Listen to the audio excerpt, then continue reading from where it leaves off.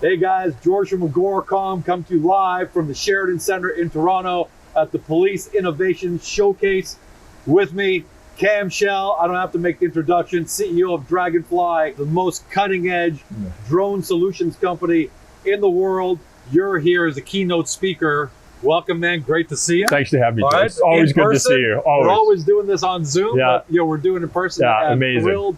How'd it go this morning? How were you received this morning by a pretty elite group in there? George, thanks so much for taking the time to come and do this. It's always such an honor to hang with you. The event here today was spectacular. Public safety, police services in particular have always been a key market for us. They've always treated us incredibly kind and are leaders in their field. And drone innovation is in public safety is one of those things that we're incredibly passionate about because it's one of the areas that has the greatest amount of impact. So certainly drones will impact, probably every aspect of every industry. But as it relates specifically to public safety, you just see, the results of it, the lives that are saved, how things are impacted, the costs that are saved, the public safety that's increased. It's very meaningful work to be able to do, and it's always an incredibly receptive audience because these people are here to serve, and so it's the type of customer that you want to be great for. You're getting this great reception here. I've always said in our interviews, I think there are, 1,000 applications for everything that you guys are capable of doing. How are you going to handle that demand that keeps coming every time you show applications, every time you show solutions?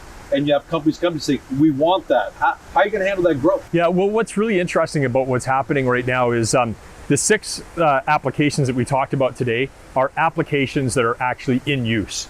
So even 2 years ago at this type of a conference, we would have been talking about what's coming and what's going to be cool. So I touched a bit on that today, and what's coming is really sci-fi. But what's actually being implemented today and where the demand is coming from, which we'll touch base on in a second, are things that are actually happening today. So using drones as first responders, using drones for forensic investigation, these are things that are real and happening today. And so the questions that are coming up are they aren't about well, theoretically, when could that happen? And what about this regulation and that regulation? It's actually okay, what models should we be using? What software? How does this interface with, this workflow software? It's becoming very tactical and practical, which leads to the demand. We always like to be leading edge, but we're obviously very, very focused on revenues. And so we have incredible revenue visibility. If there were multiple Draganflys out in the market right now, none of them or all of them would not be able to keep up with the demand. And so we have a lot of focus on building out capacity this last year. And it's the primary reason that we did an IPO was so that we had the capital to build out capacity. So we opened up our new plant here in June in Burnaby, British Columbia. And then we slowed down our plant in Saskatoon because it's going through an entire new upgrade, actually a move and a remodel and a huge expansion there. It'll be back up to speed in August. And so what we're really expecting, what we will see in Q3 is the beginning of that hockey stick curve. Because you know your pipeline. We know our pipeline. So I'm assuming when you say that, and I'm glad you bring that up because I think it's important for shareholders to know that you had to kind of slow down capacity at Saskatoon just to get it retooled. But you've got, I'm assuming, GeorgeCom and ABC and all these companies are saying, Cam, when can you start building for me? There's about 6 variables in the market that really led to the decisions that we had to do and when we were going to upgrade plants and bring new products online. So first of all was the regulation around BV loss about 2.5 years ago, and then even 3 weeks ago the announcement that BV loss is being streamlined. And so that's brought a whole other raft of customers to the table that are now pushing for these particular products to get into market sooner or later. But the reality is, the very small drones that are out there aren't necessarily applicable to a lot of BV loss applications. So we had to bring new products online at the same time that we're bringing new plants online over the last 18 months. And while at the same time managing customer expectations and building up that it's a tightrope. It's a complete tightrope. And you want to make shareholders happy at the same time because you want to grow revenue. Yeah. But you've seen this before with other great growth companies, right? They kind of have to plateau while they kind of gear up for the next phase. So it seems like you have a pretty good confidence in what's coming. If you build a great product and you get the pre-orders, right, which we don't advertise or give a lot of guidance around, then we know we have predictability around what we can build, and it's easier to budget, it's easier to build your product roadmap around. Yeah, I kind of liken it to playing golf. You can go out and shoot a great score, or you can go out and play golf to become a great golfer. And Draganfly wants to be a great golfer. So we're not out to get the best score today. We're out to be a great company, which means that we're building and working on certain things like, our swing tempo or putting the fundamentals in place so that we can meet the demand that we already have proven, right? So that's really the goal. So, so we had a flat Q2. And that's because, we had a new plant coming online. Yeah. As that plant came online, we brought Saskatoon down. Now Saskatoon will be, coming back up into August. And as we go into this current Q, we're gonna see our revenues, kind of maintain where they're at. But Q3 is where that business, it's a really exciting time. In another life, I've got a family food business, and we work with some of the biggest agricultural companies in the world. And even they got to bring down plants, time and development in order to upgrade them, so they got a flat line in order to just accelerate the revenue and capacity fall. Yeah. So this is a good problem. This is a good typical problem of great growth companies. You're gearing up to be ready. The part of this to understand is that we're a true pure manufacturing organization. So it's not like we're bringing parts in and assembling them and you just put more workbenches in. I mean, this is workflow. This is type certification of aircraft. This is injection molding. It's the torque of every screw has to be measured. This isn't. This is true manufacturing at a level where you've got to build in capacity in order to meet demand, and there's a lag there. Now, what is interesting? Once you get that right, well, then you can scale. But that's your moat too, right? That's also because I can't come George Drones can't suddenly come in and say, I'm going to do what Cam's doing. I can say with every bit of confidence that there are very, very, very few North American drone manufacturers that are pure and true real manufacturers, right? There's assemblers and there's competition out there, but even if there was, nobody can meet the demand right now anyway for the next number of years. So this isn't costing you, right? Like you have to defer or you have to hold off a customer, Georgecom, but as much as they want their drones today, they understand they don't have to wait till Q3 or Q4. They don't have a lot of choice out there, but they have choice around assemblers and things like that. But if they're going to build scalable platforms, right? And most of these customers are large government type of organizations or Fortune 500s with fleets or massive infrastructures they need to inspect or that type of thing. So you got to build for that type of a customer as well. Now, the other thing that we have been supplementing this in with, and we'll see significant growth happen as well, is in our services and our training business. So we've got some really exciting announcements coming up around different services that we'll be providing to these organizations, and some of them have had to default to that because they're like, can you just we can't train the drone pilots fast enough, and or we can't get the equipment fast enough. Can you just fly those services and manage the data for us? So we're seeing a really nice increase in that pipeline. And then also just recently announced as a part of our training services is we just signed the entire Ministry of the Interior of the Ukraine to train all of their drone pilots going forward. So that's Border Patrol, National Guard, Special Forces, the police services, emergency. So over 1,000 new pilots being trained a year in Ukraine. And it's the same thing. They even if they had the drones, the demand for the uses of the drones, they don't have enough pilots for them. So we're kind of getting hit on all sides here. So it will crescendo for us. Listen, it's after 20 some years, we're finally at the right place at the right time. There's no skill. It was just persistence so far. Yeah. You're early, but now you're there. How much has your Ukraine work helped in terms of third-party validation to the world that Draganfly can deliver to you what you need? Because look what we're doing in the Ukraine. I'm so glad you're. So we went to the Ukraine because we needed to, because we were supposed to. I know how deeply passionate you feel about this. We need it. We were supposed to be there, right? Yeah. That's the first reason we went there. The second reason we went there is because we thought that there was a commercial opportunity, right? And so we've been working to capitalize on that commercial opportunity, always underlying that it's the right thing to do, first and foremost. But the third thing that's come out of it that we did not plan on, did not think about, didn't have the foresight or the insight to recognize was, quite frankly, the credibility or the marketability, the marketing that it's created for us. So when we're working now with defense customers around the world, NATO defense customers around the world, we can say, no, listen, we have crews on the ground doing demining. We're working with, in my opinion, the best drone pilots in the world are in Ukraine right now because they've got the most amount of experience in terms of small UAS systems. And we've got the tactical experience, and we're applying that into our data systems and into our AI systems and into the lessons and the learnings about our airframes and things like that. When we speak with a customer, we have credibility. You're way ahead. Let's just say, that puts you way ahead of everybody, of almost everybody else. Right? Hopefully we continue to take the attitude that we don't know everything, but when we do present the ideas or the concepts or the learnings, they're based in real world fact. And we've learned more, there's no way we could gain that experience. It's been an absolute incredible experience. Going on to an intangible for a second, because I saw how emotional you got. It's not the first time you've shown that emotion, because that's how much you care. But at some point, will Draganfly shareholders who love how the company is operating, will we get a chance to maybe get some metrics on how many lives have we saved? How many people did we help?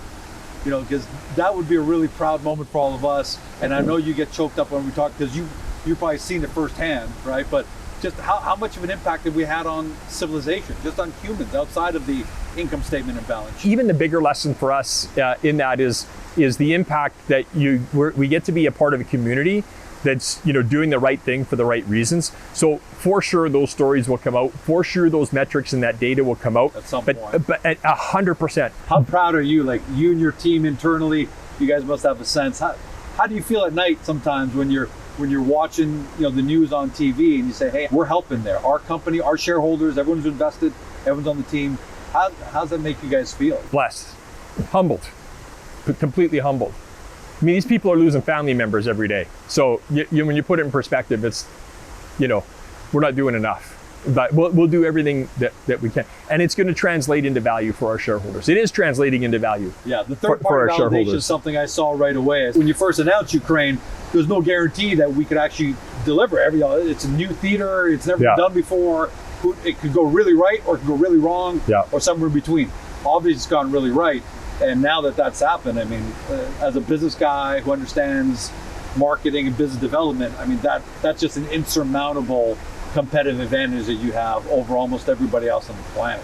It is. And so as we translate that into the work that we're doing, in India, or the work that we're doing with our NATO partners, it's we bring a lot to the table now, a lot more than we did before. What kind of message can you give the shareholders in terms of how confident you are in your visibility? Look, all CEOs have to be optimistic, right? We all have to be optimistic, but in terms of your visibility, what you see, the inbound calls, the biz dev discussions taking place, how do you feel about Draganfly's future in the next 12, 18, 24 months and how it's shaping up? I've had the good fortune, absolute privilege to be involved in, 2 or 3, and maybe even arguably more, but, a solid 3 kind of $1 billion, plus, rides, right? Up and to the right, rides in terms of, revenue and valuation and things like that in the private and the public markets. Not all successful. I've also done some, worked in some projects that haven't been successful, but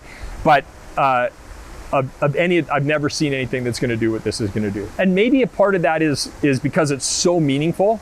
Like, listen, building cloud computing companies in the late 90s and the early 2000s, or payment companies, and like, those were really cool. But to this is transformational, and it's beyond meaningful, and it's a deep passion in everybody's heart. So I would be very disappointed if we're not multi-billion-dollar valuations and hundreds of millions in revenue coming. You hope. I mean, there's no guarantees, and lots could go wrong. Not making up, but look, you've done it before. Yeah. You're not pie in the sky. I get that. Do people really have an understanding of the role drones are going to play in a positive way in our lives in the next 5 to 10 years? Like, what can you tell everyone at home about? Hey, George, hey, viewer at home, this is how drones are going to be integrated into your life. all I can suggest is that even a few years ago, I mean, I was really excited about the drone industry, but more, I love the engineering and I love the tech and I love the potential impact. But what I see now happening is the transformational effect it will have on society. So as an example, there's a huge movement in what's called, home hospital care. Now that's very different than home health care. It's very different than home hospice care. This is home hospital care. So your hospital is in your house. And this is being championed by the biggest medical organizations in the world for obvious reasons. Because if there's not enough hospital rooms, not enough hospitals, not enough costs, not enough aging populations, all of these types of things. And because of things like telecommunication and bandwidth and the dropping costs of equipment and those type and telemedicine, that is now becoming possible. Well, there's 4 pillars that really make home hospital care, which is a massive transformational economic and societal shift. There's 4 pillars to it. Well, one of the pillars is drones, right? This whole thing could not happen if you didn't have drones. And I didn't really understand that until somebody who's how very would a drone play a role, for example, so delivering painkillers, delivering pharmaceuticals, getting vaccines, immediately getting tests back and forth. So they don't have all the testing equipment. So somebody needs to do a blood test. Some of that can be done at home. Some of it can't. So there's other body fluid tests. It's got to get to the hospital like in minutes or in half an hour, not 4 hours or the next day or 2 days later. Or I'm too old, it's too difficult for me to get to the hospital. You deliver the diagnostics, my kid somehow takes some samples, whatever, it goes right back, that's I never thought about that role, and that's right? one that's awesome. And it's just like 100 things that show up, and these are now being championed by organizations that are much bigger than Draganfly will ever be. I mean, these are like big thinking organizations that are putting hundreds of millions of dollars behind these initiatives, and things like drones or the data that drones collect, whether it's delivery or data or whatever the case is, or the AI that it collects, that's the impact that this is going to have. I really did not have a clear aspect or grasp of this even a couple of years ago until we see happening today. That question that you gave us just that one example. That's just one. I'm sure there are 100, but just that alone's got everyone at home thinking now, like, wow, I didn't think that. Devil's advocate, I got to ask you this question though. So there's no doubt that drones are going to play a monster role in our lives going forward. Little doubt that Draganfly is going to be a significant player in that space. We hope so. Yeah. But how do you look? You've got growth issues right now, good growth issues. But you've got to nonetheless growth issues. How are you going to gear up for that? 2 years, 3 years, 5 years from now. We'll have our two plants completed here by the end of August. We also have a facility in Texas, which is our air facility, and we have a facility in Sarasota. But with our 2 plants in particular, they're now completely modularized, so that the work that we can do there, we can simply port them into contract manufacturing facilities. But just because of all your ISO certifications and your type certifications and everything you have to do, you have to be able to demonstrate every new little change. Like, I mean, an extra half turn on a screw type of thing. Wow. Has to be demonstrated in your plant under total supervision, total data security. We also have classification issues, and not issues, but things we have to be aware of. And so all of that stuff needs to be managed here before you can export it out and then demonstrate that you can duplicate it. Our 2 current plants, when they're both online, can internally take us up to manufacturing of somewhere in the neighborhood of about $25 million a year. Now, that's not a lot, compared to the size of the orders and markets and the pipeline that we have right now. But those can now be put into the contract manufacturing facilities, of which we already know who they are and where they're going to go. Okay, so you've already had conversations. Oh, yeah. I mean, these are planned, nice. Year or 2 in advance. So from now on in, it's modular. You don't have to those scale to the hundreds of millions of dollars of numbers. Now, the other consideration is you start to have your particular product lines, and then you need to now service those customers and stuff. So the rate of innovation, so we'll be focusing on. Let me put it this way: the 3XL drone that we've got out right now, it was designed very specifically to be a drone that can do about 100 different things. Right? It's a Swiss Army knife of drones. It can fit on, you know, dozens and dozens of different payloads, right? So it's something that's supposed to, you know, not go obsolete. It's kind of like the Humvee or the Jeep, you know, if you will. You can always add on new parts onto it. And we very purposely chose that product first to go with so that it can scale for years and years. And then because as you get more and more customers, you've obviously got increasing costs to support, you know, your legacy products and stuff. So there's been years of planning on how we're going to scale this and then try to stay in front of that innovation. Because in this business, like most businesses in tech, innovation is absolutely key. But candidly right now, innovation is second most important. You know, 2 years ago, innovation was most important. Now that we've got production coming online and those products are being commercialized, and I think we've really nailed, our customers are telling us anyway, that we really nailed the products that they needed to see come out. So we've met regulation where the market was with the product that we had to have. But innovation right now is actually secondary, and the most important thing is production. So nobody can produce enough right now in North America, right? Nobody can produce enough. So that's the key issue now for us, which is why we focus so hard on that. But I love the fact you said that you've been planning on this. So we might see all these Draganfly modular facilities all over the world, the Western or Europe, or yeah, you'll certainly see them in you know, NATO type countries. India is going to be a big push for us. We're just getting pulled in there, you know, overwhelmingly pulled in there, which is really exciting. Awesome. And you'll see some of the, we've got a couple of product announcements coming out this summer and a couple in Q4, but they're all planned for a roadmap that, you know, tries to line up where regulatory is going to be and tries to line up where our customer demands are going to be. You know, Draganfly's been around for 24 years. So every other drone manufacturer in North America has gone out of business. You know, save the last 4 or 5 years where a number of new ones have come to market. And the reason is this very pragmatic approach around, you know, what the market will bear and where the market is actually at. So, you know, the market potential 10 years ago was $20 billion. But, you know, there wasn't regulatory framework for a $20 billion market to unfold. And so a lot of people rushed into the business, myself included, quite frankly. But thank goodness we had a very pragmatic operational team that was like, let's do contract manufacture. Let's just, you know. The hairs took off, they burned out, you tortoised it. We just been, and so it's going to be a bit of that. It's a little bit of tortoise mentality, but you know, it's a pretty big tortoise right now. Yeah, that's a big one. Dan, we can talk for another hour. You're amazing, George. Thank you for, I love it. Appreciate it. It's so easy because look, we don't have a script. And even just by having just smart, intelligent discussion, look how much we've been able to give the shareholders in terms of the big picture. Well, I mean, you do such a great job for shareholders, and ultimately that's the job, right? Is we're here to create shareholder value. So we appreciate what you do. Just what you've done so far has been amazing. But now that we're getting a great look at the path a little bit, you've given us a little bit of insight without giving too much detail. I always say this, and I'm always right, because your revenues keep going up every year. If you were a company that said, George, you got big dreams, but your revenues are always flat, or you're not growing. I'd say, Cam talks a lot, but he doesn't really deliver. But every year, your revenues keep. Last year did 7.5. Now you're saying production capability will be as high as 25 million. Not that you're giving a revenue projection, but now you've scaled up for that. But the ramp after, because of that capacity, because we've got the visibility on the pipeline, you know, we'll grow again this year. Yeah. But the fact that you're saying you have a reasonable belief as a CEO that you could be a multi-billion-dollar company in the coming years. Yeah. Look, I know you don't say that lightly because you've already been a part of 3 winners. Well, I know what it takes. Right.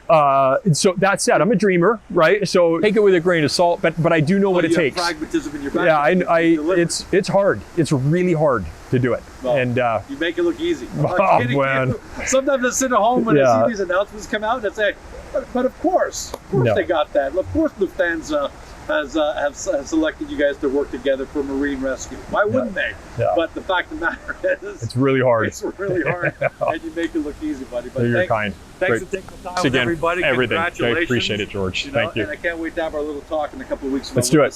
Let's do it. Look forward to it. Continued success, and for everybody at home, thanks for joining us. Hope you enjoyed this. Make sure to ask your questions either on Twitter or the Draganfly forum on Agoracom, because Cam and his team are always available, accessible. Take advantage. Thanks for joining us. Have a great day. Buddy. We'll see you guys next time. You. Hey guys, this video is over, but don't forget to help your company by liking it and even leaving a comment below. And then don't forget to help yourself by subscribing to our channel and never missing another great Agoracom small cap video.